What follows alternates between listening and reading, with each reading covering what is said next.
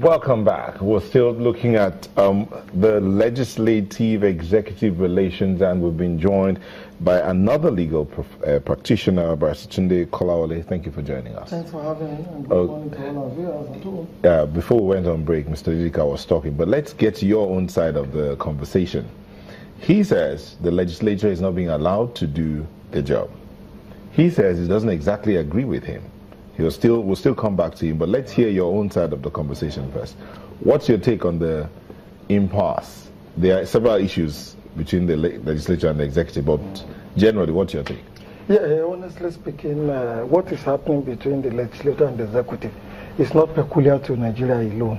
If you look at the Obama presidency and also the Donald Trump presidency, as we have seen a lot of spats among them between the legislature and the executive. Where ours is different is the fact that it is not born out of principle. Rather, vested interest is involved in all of this, not just on the part of the legislator, but on the part of the executive as well. And you also find out that the quality of the people that we have at the National Assembly today, so to say, do not feel the bills. When you compare them, for example, with the kind of set that we have in the Second Republic, in which you have people like that. They'll argue with you that is arguable. Mm-hmm. Yeah, it is arguable. It is arguable. Why do I say this? In the Second Republic that I mentioned, for example, where you have people like Abraham Adesoya, Dafinone, and others, who had tasted what happened in the First Republic. They came in with experience. They were also very serious professionals. Unlike the set of people that we have in here now, who see politics as just mere extension of their businesses. And when people see politics as an extension of their businesses and all that, what they go in for is the rent royalties and then a commission that they will get in some of this. That is why we have here also this kind of a crisis. So the Constitution is very, very clear. When you look at the Constitution of Nigeria, as imperfect as this document is, it has spelled out the responsibilities of both the executive arm of government and then the legislature and even the judiciary. The legislator's responsibility is primarily three: representation of the different constituencies, making of laws, and then this oversight function. And then the executive arm also has its own responsibility. I'll give you one instance. The committee of the House, just last year I was watching on NTA, said they found out that certain banks were remitting the revenue that they collected for customs. And then they conducted an investigation. And then they invited the MDs for all these banks to the National Assembly, to the Senate.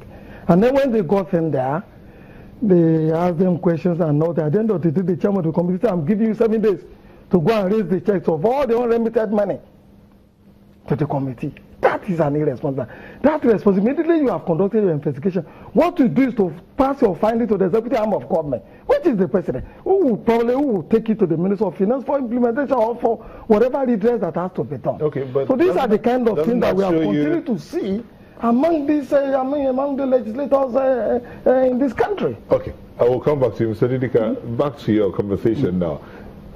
What he's just said here points again to the fact that there are plenty of disagreement or issues between the legislature and the executive. Yeah, most of the time it boils down to money. The reality. Most of it boils down to money. Just like this, what you just referred to now. Yes, you conducted your investigation. You found out some banks were found wanting. What you needed to do was pass a resolution, do your report, and send it to the executive. See what we found out. And of course, not even the committee. The committee will send it to who sent the organ. That is the House. The House will now send it to the executive. That will see what we found out. Which, I mean, it's just a report naming the banks. They found that this one is owing 10 million and so on and so forth. Then the executive will now remit it. Please, all these people, not just the National Assembly. Yes. Most of the people who are there now are not supposed to be there. If you're talking about patriotism, principles. Please go to all these private schools here, go to schools abroad. Whose children are there? Whose Nigerian children are there? It's civil servants and public servants. Where do you get the money to pay for that?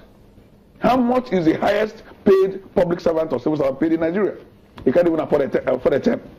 School fees and allowances. So it's all of them. It is all of them. Yes, but if we're going back to what... Yes, you see, without prejudice to the fact that we have corruption everywhere, and as so many people that go to government, they are going there majority of them are going there to get money, to steal money. But then the system will continue like this if we just criticize and say that. The government must encourage people who want to give selfless services. So without prejudice to that, the discussion is this: the law must be obeyed. We should put it at the back of our mind that yes, the reasons that the intrigues we all know is because of corruption, but that should not stop us from following the law. Now, the EFCC Act is an act, and we have been obeying it since 1999. Ribadu was confirmed. What's his name? Waziri. Mrs. Waziri was confirmed. Lamode was confirmed. Now, what is the issue? Magu, most Nigerians, or me, I'm happy with him. And I know he's doing a good job. And he's investigating some members of the National Assembly. But people are saying that is why we have these intrigues. Well, be that as it may, the law must be obeyed. Now, the issue would be this, without prejudice to the fact that I am aware that a matter is going on in court. One SCN in Kano has gone to court for the Federal High Court to decide on this. Now, the issue would be, does the EFCC fall in as an extra ministerial department? That would be the sole issue. Does it? It doesn't. So that means they don't have to confirm. The EFCC is supervised by the Attorney General of the Federation. Under the Act? Under the Act. Well, like, if you can just read that. No. Okay, do you remember the Under the Act, the EFCC Act, the EFCC... Hold on. You said the EFCC is not an extra ministerial It's not department. an extra ministerial department. If the EFCC is not an extra ministerial department, based on the Constitution here, then they don't need to confirm. No, you see, the thing is that whichever way you take it, the EFCC Act should be obeyed. Because those that are saying we shouldn't obey it are saying that it falls under a ministerial department, which under 171 does not require confirmation. That's what they are saying. Whereas the EFCC Act itself, Section 2, Subsection 3, says you must confirm. So if we have been obeying the EFCC Act, but because we want Magu to be there now, we are looking for ways to interpret the same EFCC Act to sustain him remaining there. That's why these issues are coming up. And there's the issue of whether he can continue to be in acting capacity. He can, ordinarily, he shouldn't. See, I'm not exactly against some of the points being made by my learned friend. What I'm saying is this: when the fact that we've been obeying since 1999, if it was wrong, it was wrong. Yes. But if the obedience was wrong, now they've woken up that it's wrong. Personally, he's saying Magu has been very effective. I have my reservation about that. Because going to television to make noise about 1 trillion and that it fizzles out, nobody's, thereafter we don't see the money, we don't see anybody. That's not my own idea of effectiveness. However, where the law, the EFCC Act, conflicts or seems or appears to add to the Constitution, then it will be knocked down. How did it but conflict? What is the Okay, you know what? I'm sure many people watching this morning want to understand, the role of the legislature and the executive. Yes. Now, let's look at the legislature. To what extent, for instance, is their oversight function?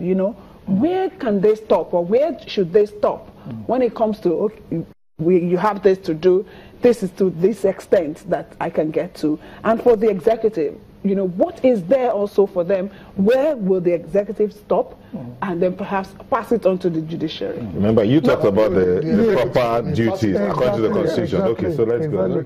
You see, for the legislators, the oversight function starts and ends with ensuring that whatever money is appropriated by the National Assembly is judiciously spent. That is the oversight function they're expected to do. Some of the prognosing that I've seen them do, ordinarily they ought not to be doing it. For the executive arm of government, their responsibility is to run the government, ensure that whatever laws are passed by the National Assembly is implemented. In fact, the National Assembly, the executive arm of government enforces the law. That is